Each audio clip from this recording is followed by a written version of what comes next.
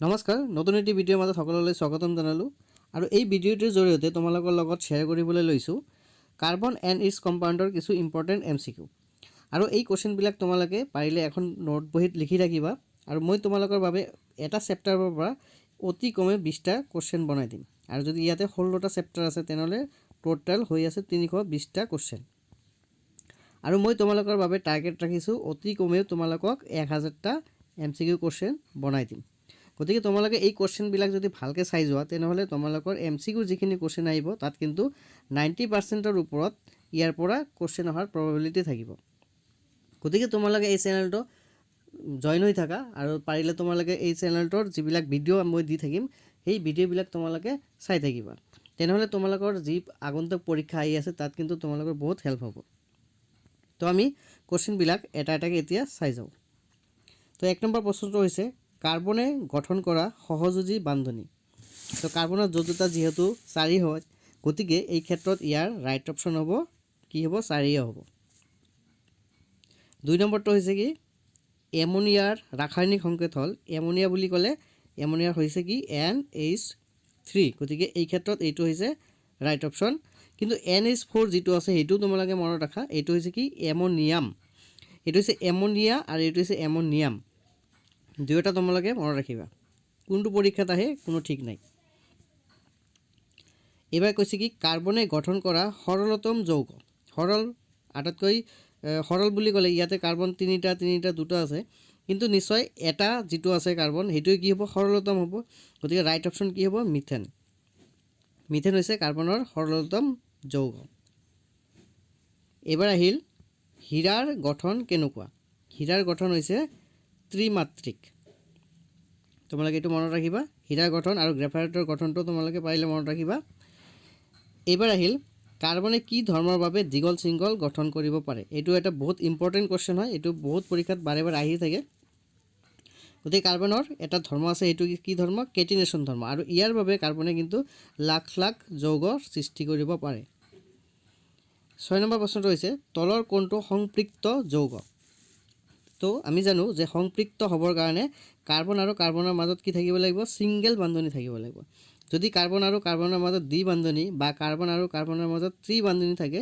এই দুটা কিন্তু সংপৃক্ত নহ'ব এই দুটাক ক'ব অসংপৃক্ত আৰু এইটোক ক'ব কি সংপৃক্ত গতিকে তোমালোকে যদি এই কেইটাৰ ডায়াগ্ৰামটো আঁকা তেনেহ'লে তোমালোকে দেখিবলৈ পাবা যে ইয়াতে ইথেন যেটো আছে এই ইথেনত কিন্তু কাৰ্বন আৰু কাৰ্বনৰ মাজত সিঙ্গেল বান্ধনীহে থাকি যাব এনেকুৱা হ'ব ইয়াৰ ষ্ট্ৰাকচাৰটো গতিকে ৰাইট অপশ্যন হ'ব ইথেন এবাৰ আমি 7 নম্বৰ প্ৰশ্নটো চাই লওঁ এলকহলৰ সাধাৰণ সংকেত হ'ল এলকহল য'ত আছে তাত নাকি OH এইটো থাকিবই লাগিব গতিকে তোমালোকে ইয়াতে চাই লোৱা খ নম্বৰ হৈছে ইয়াৰ ৰাইট অপশ্যন আৰু CHO যেটো আছে হেতুক ক'ব কি এলডিহাইড থাকিলে হ'ব CO যেটো আছে হেতু কিটোন থাকিলে হ'ব আৰু COOH যেটো আছে হেতু কাৰ্বক্সিলিক এসিড থাকিলে হ'ব তোমালোকে এই চাৰিটাই মনত ৰাখিব লাগিব কাৰণ কোনটো পৰীক্ষাত আহে কোনো ঠিক নাই এবাৰ আমি 8 নম্বৰ প্ৰশ্নটো চাই যাওঁ ওচৰা ওচৰিকৈ থকা দুটা সমকোণীয় শ্ৰেণীৰ যৌগৰ পাৰ্থক্য হ'ল তে ওচৰা ওচৰিকৈ থকা দুটা আমি যৌগ যদি ধৰোঁ তেনে সপোজ ধৰিলোঁ মিথেন সহজ চাই ধৰি লওঁ মিথেন তাৰ পিছৰ যৌগটো কি ইথেন এইটো হৈছে কি C2H6 তোমালোকে ইয়াতে চাবা কাৰ্বন কেইটা আছে দুটা আৰু ইয়াত কাৰ্বন কেইটা আছে এটা তেনেহ'লে দুটাৰ পৰা এটা গ'লে কি হ'ল এটা অৰ্থাৎ এটা কাৰ্বন থাকিল ইয়াতে হাইড্ৰজেন আছে 6টা ইয়াতে হাইড্ৰজেন আছে 4টা তে 6টাৰ পৰা দুটা গ'লে কেইটা দুটা অৰ্থাৎ হাইড্ৰজেন কেইটা থাকিল দুটা গতিকে এনসাৰটো কি হ'ব CH2 কিন্তু ইয়াতে তোমালোকে লক্ষ্য কৰা তিনিওটাত কিন্তু CH2 আছে গতিকে এই কেইটাৰ ভিতৰত অপশ্যন A হ'ব ইয়াৰ ৰাইট এনসাৰ কাৰণটো হৈছে CH2 কেৱল লিখিলেই নহ'ব কাৰ্বনৰ যৌগটো যেহেতু 4 ইফালে এফালে বান্ধনীটো থাকিব লাগিব গতিকে অপশ্যন A হ'ব ইয়াৰ ৰাইট এনসাৰ 9 নম্বৰ প্ৰশ্নটো হৈছে তলৰ কোনটো ইথানলৰ উদাহৰণ ইথানলৰ যেহেতু উদাহৰণ কৈছে ইথানলটো হৈছে কি এটা এলকহল গতিকে ইয়াৰ ৰাইট অপশ্যনটো কি হ'ব ইয়াতে OH থাকিব লাগিব C2H5OH হৈছে ইথানলৰ এটা উদাহৰণ 10 নম্বৰ প্ৰশ্নটো হৈছে সাইক্লোহেক্সেনৰ সংকেত হ'ল সাইক্লোহেক্সেনৰ সংকেত কি C6H কিমান হ'ব 12 গতিকে C6H12 টো ক'ত আছে এইটোত আছে গতিকে ৰাইট অপশ্যন হ'ব খ সাইক্লোহেক্সেনৰ সংকেত তোমালোকে এই ভিডিঅ'বিলাক চাই যদি ভাল পাই আছা তেনেহ'লে তোমালোকে এটি লাইক কৰি দিবা আৰু নতুনকৈ যিসকলে এই চেনেলটো চাই আছা তেখেতসকলে এই চেনেলটো ছাবস্ক্ৰাইব কৰি ৰাখিবা বুলি আশা ৰাখিছোঁ আৰু পাৰিলে বেলেগৰ লগতো অলপ শ্বেয়াৰ কৰি দিবা। তো এইবাৰ আমি 11 নম্বৰ প্ৰশ্নটো চাই লওঁ। বেঞ্জিনৰ সংকেত হ'ল, বেঞ্জিনৰ সংকেতটো কি? C6H6 হ'ব। তোমালোকে এইবিলাক ভালকৈ মনত ৰাখিবা। চাইক্লোহেক্সেন আৰু বেঞ্জিন দুয়োটাই ইম্পৰ্টেণ্ট হয়, গতিকে ইয়াৰ ৰাইট অপশ্যন হ'ব কি? এইটো C6H6। এইবাৰ আমি 12 নম্বৰ প্ৰশ্নটো চাই লওঁ। সংপৃক্ত হাইড্ৰ'কাৰ্বনে কি বৰণৰ শিখা উৎপন্ন কৰে? ইয়াতে অপশ্যনকেইটা দিয়া আছে, ক'লা, হালধীয়া আৰু নীলা, গতিকে এইটো হ'ব নীলা শিখা উৎপন্ন কৰে। 13 নম্বৰ প্ৰশ্নটো হৈছে, তলৰ কোনটো জাৰক পদাৰ্থ? জাৰক পদাৰ্থই কি কৰে? ইয়াৰ কাম হৈছে ই বেলেগৰ পৰা অক্সিজেনৰ যোগান ধৰে, গতিকে ইয়াৰে ভিতৰত পটাছিয়াম পাৰমাংগানেট যিটো আছে এইটো হ'ব জাৰক পদাৰ্থ। আৰু ইয়াৰ উপৰিও আৰু এটা আছে পটাছিয়াম পাৰমাংগানেট আৰু পটাছিয়াম ডাইক্ৰমেট, এই দুয়োটা হৈছে জাৰক পদাৰ্থ। দুয়োটাৰ নাম মনত ৰাখিবা তোমালোকে। 14 নম্বৰটো হৈছে, নিকেল কি Ni আৰু পেলেডিয়াম কি Pd। এই নিকেল বা পেলেডিয়াম এই দুয়োটা কি, এইকেইটাৰ ভিতৰত কোনটো হ'ব? এই নিকেল আৰু পেলেডিয়াম হৈছে এটা অনুঘটক। অনুঘটক কি তোমালোকে এইটো চাই ল'বা ভালকৈ, কেতিয়াবা আহে যে অনুঘটক কাক বোলে আৰু এক্সাম্পল কি। 15 নম্বৰ প্ৰশ্নটো হৈছে, এলকহল বুলি ইয়াৰে কোনটোক জনা যায়? তো ইয়াৰে অপশ্যনকেইটাৰ ভিতৰত এলকহল বুলি ইথানলকহে জনা যায়। এইবাৰ আমি 16 নম্বৰ প্ৰশ্নটো চাই লওঁ। এলকহলে ছ'ডিয়ামৰ লগত বিক্ৰিয়া কৰি কি গেছ উৎপন্ন কৰে? মেক্সিমাম ক্ষেত্ৰত কিন্তু হাইড্ৰজেন গেছ উৎপন্ন হয়, গতিকে ইয়াতেও কি হ'ব? হাইড্ৰজেন গেছে উৎপন্ন হ'ব। 17 নম্বৰ প্ৰশ্নটো হৈছে, ইথানয়িক এচিডৰ আনটো নাম কি? ইথানয়িক এচিড, গতিকে ইথানয়িক এচিডৰ আনটো নাম হৈছে কি? Acetic acid. এইবিলাক কিন্তু ইম্পৰ্টেণ্ট কুৱেশ্যন, তোমালোকে প্ৰত্যেকটা কুৱেশ্যন ভালকৈ মনোযোগেৰে চাই যাবা।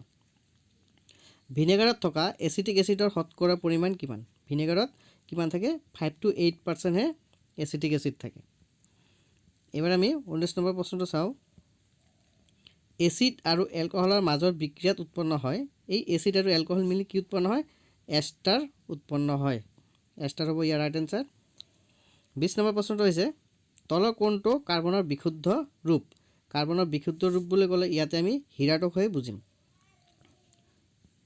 এইবাৰ 21 নম্বৰ প্ৰশ্নটো হৈছে, চাবোনে পৰিষ্কাৰ কৰে কাৰণ অপশ্যনকেইটা কি আছে? ই পানীৰ লগত বিক্ৰিয়া কৰে, এচিডিক হয়, মাইচেল গঠন কৰে, গতিকে ইয়াৰ ৰাইট অপশ্যনটো হ'ব কি? ই মাইচেল গঠন কৰে। 22 নম্বৰটো কি আছে?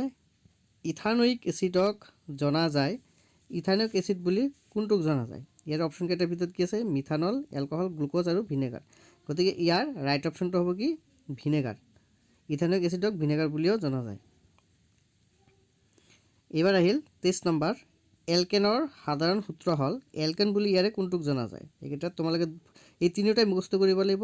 এইটোক এলকেন বুলিয়ে জনা যায়, এইটোক এলকিন বুলি জনা যায় আৰু এইটোক এলকাইন বুলি জনা যায়। তিনিওটা তোমালোকে ভালকৈ মনত ৰাখিবা।